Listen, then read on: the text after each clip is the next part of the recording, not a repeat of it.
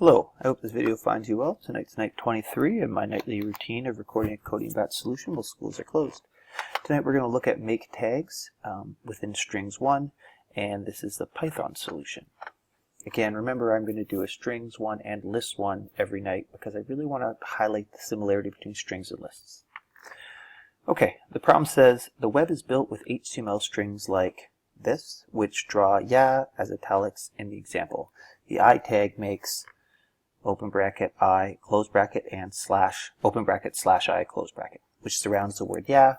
Given tag and word string create the HTML string with tags around the words. So here's our example. Now I'm not going to read off all the examples here, but what I've done is I've come down here and I've actually written them out, and there's some letters underneath here, and let me explain what these are.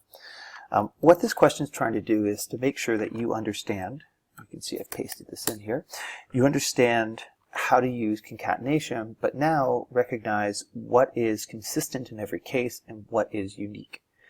And what I've done is I've put in every case that is the same, I've put an X, and a T is the tag, and W is the word. And what we start to see if we code them this way, we start to see a pattern.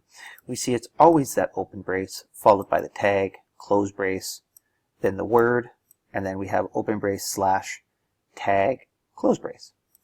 And that means I can do this in one line. I can return open brace plus the tag plus a close brace plus the word plus, plus, and this, make sure I have this right, slash, close brace, open brace slash, plus the tag plus that close brace.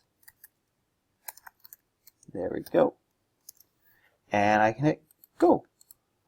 And there it is. So again, not a very difficult problem if you're comfortable with it, kind of that idea of concatenation.